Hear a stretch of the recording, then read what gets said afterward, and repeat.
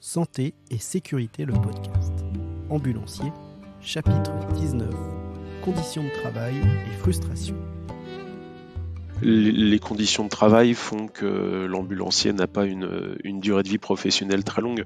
On a beau aimer ce métier, à lui trouver plein d'avantages, il y a quand même notamment ces histoires d'horaires qui font qu'au bout d'un moment, l'ambulancier, même s'il aime son métier, risque de partir vers un autre métier qui lui plaira moins, mais qui lui apporte des conditions de travail, notamment en termes d'horaires, plus intéressants. Et puis il y a aussi une part de reconnaissance où on a un gros souci au niveau de la profession, au niveau de la reconnaissance, alors que ça soit salarial ou tout simplement une reconnaissance par les pairs, qui est quasiment inexistante aujourd'hui. Personne ne connaît le métier concret de l'ambulancier.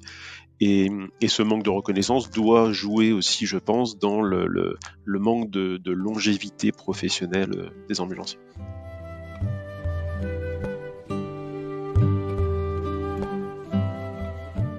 Il faut valoriser la profession.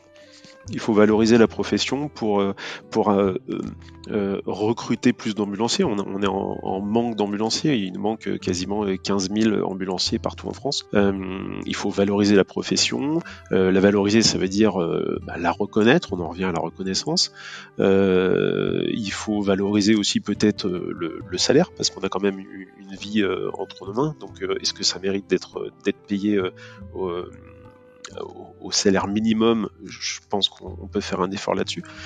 Et puis, alors si on peut améliorer les conditions de travail, ça c'est le top, mais c'est très compliqué parce que justement on est sur de l'humain et on peut pas prévoir ce qui va se passer avec l'humain. Donc prévoir le planning de la journée, c'est un petit peu compliqué. Mais oui, si on augmente les salaires, si on valorise la profession et qu'on améliore les conditions de travail, oui, bien sûr, ça sera magique.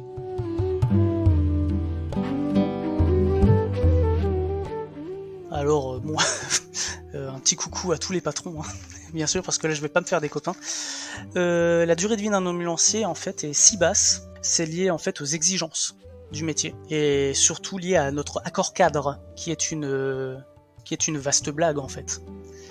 Pour donner un exemple de ce qui a marqué dans l'accord cadre de la profession d'ambulancier, savais-tu qu'un auxiliaire ambulancier n'a pas le même panier repas qu'un ambulancier diplômé d'État? Par exemple, je vais donner un chiffre au hasard parce que j'ai plus le chiffre en tête, mais imaginons que moi, diplômé d'État, je touche 8 € de panier repas. Un auxiliaire qui travaille avec moi, même poste, dans la même ambulance, ne touchera que 4 €. Ça, c'est un des exemples qu'il y a dans notre accord cadre. Et c'est légal, mais c'est totalement illogique. Mais il y en a plein des choses comme ça, assez ahurissantes. Encore que là, voilà, pour pas parler bête, on a quand même une bonne évolution, le métier évolue dans le bon sens. Mais le problème, c'est que notre accord cadre est fait par nos patrons. Il n'est pas fait par les salariés. Du coup, c'est à l'avantage des patrons et pas à l'avantage des salariés. Donc forcément, on s'en prend plein la figure, pour rester poli. Puis il y a le côté métier aussi, parce que sans vouloir faire le Calimero, nos journées, la première phrase qu'on nous apprend quand on commence le métier, c'est on sait à quelle heure on commence, on sait pas à quelle heure on termine. Je connais pas beaucoup de métiers où la devise du métier, c'est ça par exemple. Parce que se dire oui je commence à 8h mais ça se trouve je vais finir à 23h, c'est tristement habituel. Et forcément à un moment les gens ils font des burn-out, ils en peuvent plus. C'est triste en fait, c'est un peu comme le personnel soignant. C'est on tire sur la corde, et puis à un moment la corde elle claque.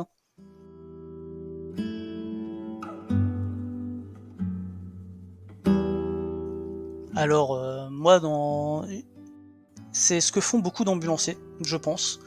Je vais éviter de faire de généralité parce qu'il y aura toujours quelqu'un qui dira non moi j'ai pas fait comme ça, mais ça reste une réalité. C'est qu'un ambulancier reste rarement toute sa carrière dans la même société. Comme dit, moi en 5 ans, j'ai fait du SMUR et j'ai fait 3 sociétés privées en 5 ans. C'est en fait il faut quand on arrive à un certain point en fait de rupture dans une société, il faut changer, voir ailleurs si l'herbe elle est plus verte. Tout simplement. Moi c'est comme ça que j'ai tenu. C'est dès que quelque chose me plaisait pas, dès que ça allait pas dans un sens qui me convenait, en fait je changeais de boîte.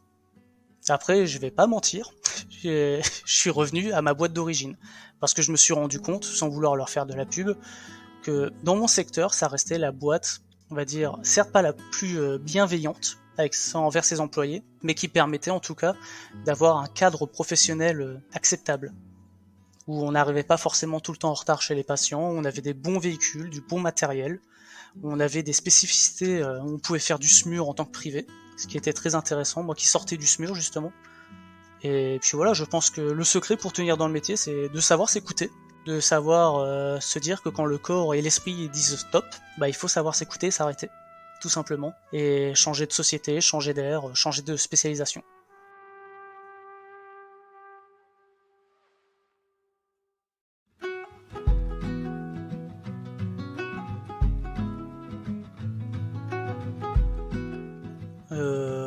Continuer dans le job par rapport à moi, c'est terrible ce que je vais dire.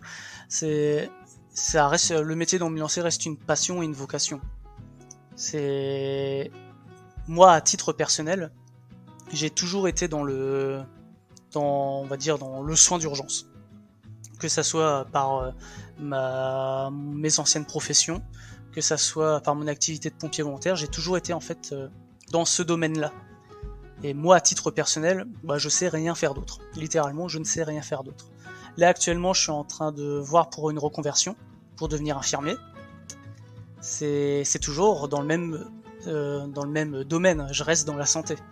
Donc je pense que quand on est passionné, qu'on aime sincèrement son métier, c'est plus facile de rester. J'ai des collègues, un petit coucou à mon ancien cadre, ça fait 30 ans qu'il est dans la même boîte. Et ça fait 30 ans qu'il kiffe ça. C'est toujours un ressenti personnel. J'ai des collègues, ils ont fait 2 ans, ils sont partis. J'ai des collègues, ils ont 15-20 ans d'ancienneté. C'est compliqué, c'est personnel. Si on aime sincèrement son métier, on pourra changer de boîte, on pourra changer de SMUR et compagnie, mais on gardera l'amour du métier d'ambulancier parce que c'est un métier qui mérite d'être aimé.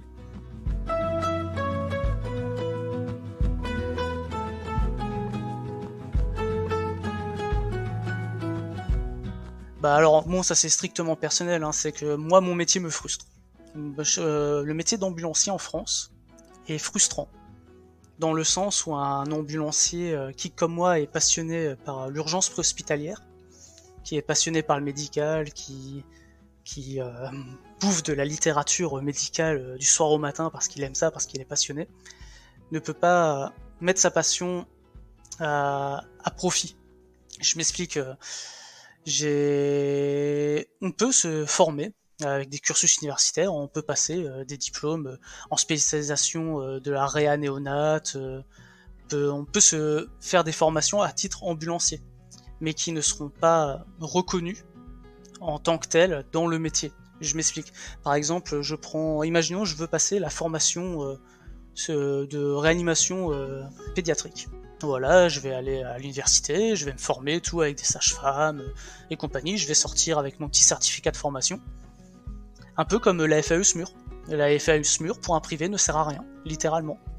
C'est-à-dire que je sais préparer des plateaux d'intubation, je sais comment marchent les différents plans blancs, on a énormément de connaissances, mais qui sur une ASU ne sert à rien, parce que les SAMU et les centres de traitement des alertes ne le mettent pas à profit.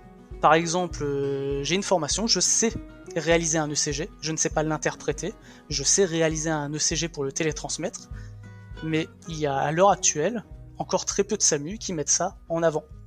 Du coup, il y a très peu de sociétés d'ambulance qui investissent en fait dans ce type de matériel, toujours pour le bien du patient. Et moi, c'est un manque qui me frustre en fait dans mon métier. C'est-à-dire de dire je sais le faire, mais j'ai pas le droit de le faire et j'ai pas l'occasion de le faire. C'est pour ça que moi, à titre personnel, je veux passer infirmier, parce que là, voilà, j'aurai un cadre juridique, j'aurai un diplôme qui me permet noir sur blanc de dire voilà, j'ai le droit de faire ça. Même si le métier d'ambulancier évolue et que les ECG maintenant font partie de notre référentiel.